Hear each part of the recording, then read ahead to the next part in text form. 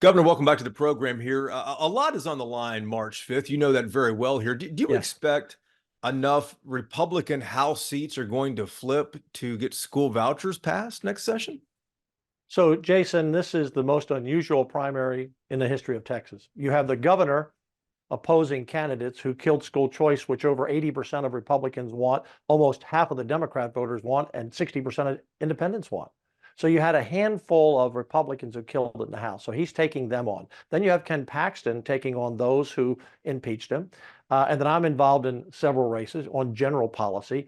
So we've never had a contest like this within the primary. And when it's over, we'll come back together. But these are serious issues that the House killed over and over and over again on many levels. And so it's always, Jason, difficult to take out an incumbent.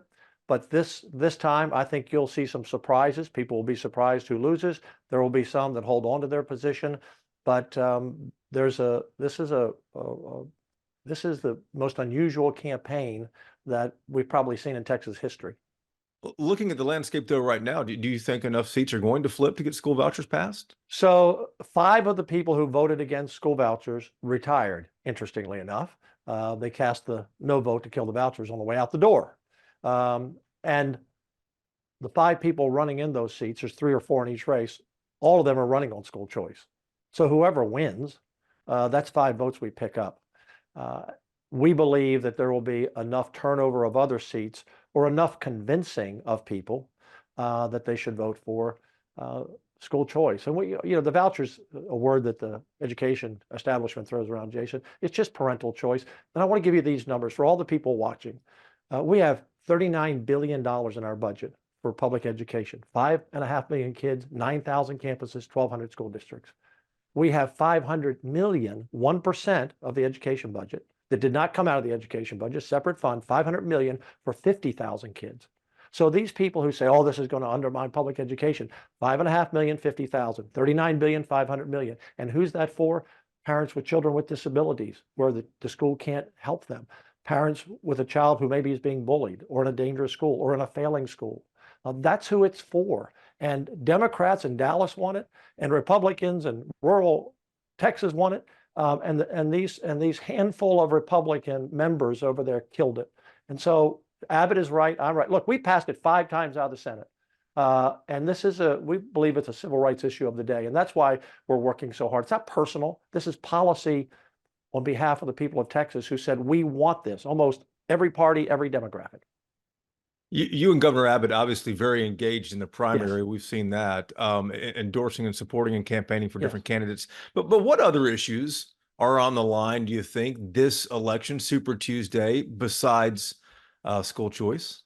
So ongoing property tax cuts. We cut property taxes this session $18 billion, and included in that was a $100,000 homestead exemption and $110,000 for seniors. That cut everyone's school property taxes, Jason, by 40%. They can look at their bill. Your school taxes have gone down about 40% compared to last year, no matter what price home you live in. And we're fighting for that. Morgan Meyer was against that the entire time. The entire time, tried to kill the homestead exemption, the entire time that 90% of the people voted for in November to put in the Constitution. And so I see Morgan Meyer running, that he passed it, that he led the charge, and that's just not true. So that's why I'm supporting Barry Warnick, who's running, because I worry about future property tax cuts like Morgan Meyer, who opposed what we did, which was the most important centerpiece of it. So that's an issue. Border security. Dade Phelan passed a bill, and the House passed it, and that bill would have let child sex offenders, murderers, rapists, and those on the terror watch list able to go back across the border, Jason, without any scrutiny, without any arrest, without any detection, only to come back again. And so the House has continued to pass bad legislation over to the Senate that we either have to kill or correct, or the governor and I correct it to pass. And so border security, the House has passed terrible legislation this session on border security that we had to correct. Property tax, we fought with Morgan Meyer and Dade Phelan the entire session over the $100,000 homestead exemption. You know that. Yeah, well, and then 3, all of the other legislation. Like we passed a bill in the Senate to deny bail for murderers getting out on the streets in Dallas, Houston, everywhere in Texas. They killed that bill. We passed a bill to put the 10 Commandments back in our schools. They killed that bill. So there's so many issues that the House is wrong on because our Speaker, Dade Phelan, gets elected with Republicans, but a big segment of Democrats who keep him in power. Morgan Meyer votes with Democrats more than any Republican practically in the House. So these are why we're involved. It's not personal. It's about the policy that the people want us to pass that the House continues to kill. Let me ask you about the House Speaker, Yeah. Dade Phelan. Yes. You're obviously one of those, as you mentioned, who opposed Phelan. Yes. Everyone I've talked to, though, every Republican I've talked to, seems to think that he's not going to have any issue at all on March 5th. What are you hearing? What are you seeing? Look, here's what's important, Jason. I don't know what the end game will be on March 5th, who wins and who loses, excuse me. But we're in the fight. Governor Abbott is in the fight for school choice. I'm in the fight for school choice, parental choice. I'm in the fight for lower property taxes. I'm in the fight with the governor and with other leaders on border security. So we're in the fight. We're doing the best we can in these races. We don't like to be in this kind of primary opposing each other, but it's so bad in the House, Jason, that we have no choice but to try to get new members to come in the House. And that's why the governor is supporting a number of people against incumbents. I'm doing the same because we just couldn't get the bills out that the people wanted. Look, it is tough to take out an incumbent person. They have the name ID, they have the money, it's tough to take out a speaker. But that doesn't mean you don't try. That doesn't mean you don't fight. And I'm not fighting for me or the Senate. I'm fighting for the 4 million people or more that voted for me to represent them. And Greg Abbott's fighting for the 4 million plus people that voted for him. And Ken Paxton and Sid Miller and all of our state leaders. People say, well, they shouldn't get into a local race. We represent the same people they do. The same people vote for us. And President Trump has stepped into a number of these races. In the same way, we all represent everyone. I have a responsibility to the people in Morgan Meyer's district or Dade Phelan's district to say what's really happening. It's not personal, but the people would be appalled. People in Morgan Meyer's district do not know that he votes almost more with Democrats than any other Republican out of the 84. They have no idea. And neither do they know what's going on about Dade Phelan. So for Governor Abbott, for me, for all the statewide to stand up and the former president to stand up, I think that says there's an issue. And we'll see how the voters respond. Governor, if Speaker Phelan does win re-election, do you think that you can find common ground with him next session to get some of these issues passed? Well, Governor Abbott couldn't find common ground on school choice. We couldn't find common ground until the very last moment on the $100,000 homestead exemption. We couldn't find common ground on strong border security bills that he tried to kill the strong bill that we finally did pass over his objection when other members in the House said, we got to pass this bill. That's the one that's going to the Supreme Court to give us power to arrest and send back people across the border. So it bottomed out this session, Jason.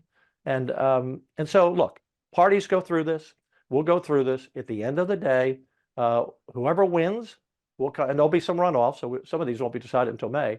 Whoever wins will all come together and will represent the people of Texas. But Governor Abbott, and I'm not speaking for him, but I think his actions speak loudly, and myself are elected. We got elected with almost 800,000, 900,000 million vote majority last time, the last election.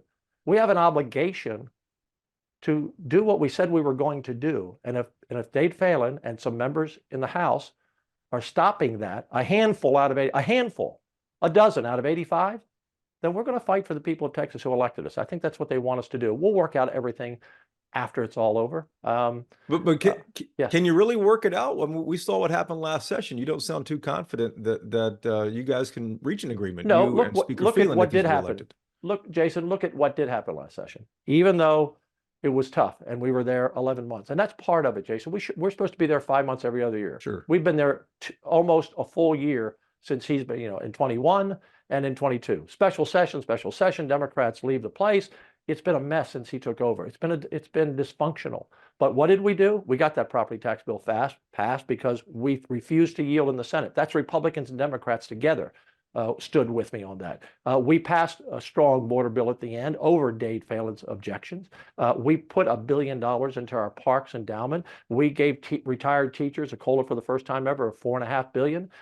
We did all those things, so we got it worked out in the end. But my gosh, Jason. It was fight after fight after fight because we have Republicans in the House that support Democrats. And by the way, it's not like a partisan issue. In the Senate, we work with Democrats. We work with Democrats, but we don't let them be in charge of the legislation that's passed. In the House, they let the Democrats pretty much be in charge of this legislation that's passed. It comes over to us. We have to rewrite it. We have to change it, or we have to kill it. And that's the difference. We can work across the aisle in the Senate. In the House, they let the Democrats run the show. On this issue, I want to ask you about some chatter I've heard from some lawmakers. I'm curious what you think about this. They're curious come January whether you would block legislation from Republicans who supported the Attorney General's impeachment. Should those Republicans of course in not. the House be concerned about this? Jason, of course not. We've never done that in the Senate. They play that game in the House, I can assure you. We don't play that game in the Senate. If a House member has a good bill and it's good for the people of Texas, we're going to pass it and the governor's going to sign it. There's no, oh, we're going to kill those bills. That doesn't happen on our side, because my number one job as lieutenant governor and as president of the Senate, you know, I'm in control of that legislation, what flows, what passes. Our job is to pass legislation that the people of Texas watching right now expect us to pass, who voted for us, and at the same time represent all Texans. You know, our budget, I'll give you an example, Jason. We passed a budget last session 31-0. That's getting the most far left Democrat and the most far right Republican together. 98% of the bills we pass in the Texas Senate pass with bipartisan support. 98%. Right. But we don't let the Democrats control the legislation, because our Republicans, we're a red state. They don't want DEI. They want strong Second Amendment rights. They want free speech rights. They don't want boys playing in girls' school. The bills that separate the parties are those bills that we don't agree on. But on most of what we do in the Senate, we work together. And I'm proud of how we do that. But the Republican conservative majority elected us, again, by 800,000 or 900,000 votes. And that's who we represent. And that's who we're going to represent. And if there are Republicans in the House who side with the Democrats, like a few I've mentioned here, then we're gonna fight for the people of Texas who elected us. I think they expect no less. And at the end of the day, let's say a few House members, Jason, survive, and some will. They'll be surprised on both sides. But maybe if they're in a close election, maybe they'll realize for the first time people are paying attention. And maybe that will change their behavior of how they vote. Because for the most part, people back home don't know how they vote. And what Greg Abbott and I and others are doing this session, in this cycle rather, is we're just letting people know how their people are voting. They can say one thing back in the district, and then they go down in there and give the Democrats control. And we want to end that. A couple last questions about the border here. Yeah. The governor announced a forward operating base for State Guard soldiers in Eagle Pass. What kind of figures have you seen on how much this is going to cost, and how much is it going to save from the hotel costs that these soldiers are staying in right now? You know, the cost are the cost, and we don't have a final number on it yet. We have a rough number on it, Jason. But the number one cost to us, and the reason we're spending $4 billion because of Joe Biden in this budget, is because the number one cost is if people die of fentanyl, if people are killed by illegal immigrants who come over here, DWI or a criminal in a case, you know, in a crime rather. Right. So what are those rough costs, issue is to keep Texas. No, there is no cost, Jason. What are the rough figures though you have right now? I'm not going to share that with you because they're rough figures, okay? And we don't. The plan is not finalized yet, so I'm not going to give you a number and it's higher or lower. I'm just saying, Jason, that we spend $4 billion because of Joe Biden letting 10 million people in over the border, plus another 3 or 4 million that we don't know that cross. 10 to 13 million people, Jason, across this border. Child sex offenders, terrorists, murderers, rapists. What are we doing with thousands of Chinese nationals between the ages of 30 and 35 that have come here in the last several months? Jason, we in Texas are the only people, Greg Abbott, myself, and the Republicans, most of the Republicans, are standing on the line to secure the border. And we shouldn't have to be spending your taxpayers viewing right now money to do what Joe Biden should do. And so we're doing everything we can. And look, we proved it down in the park. There were 3,000 to 4,000 people a day coming in, Jason, a day. And we put our people there, put up the wire fence, and guess what? It cut down to about 10 a day, 3,000 to 10. Right. Oh, So that's our job. And whatever it costs to protect lives in Texas, that's what it's going to take until we get a Republican in the White House to secure the border. the $4 billion you're talking about that Yeah. the state spends is something Yes. obviously the legislature appropriated Right. there.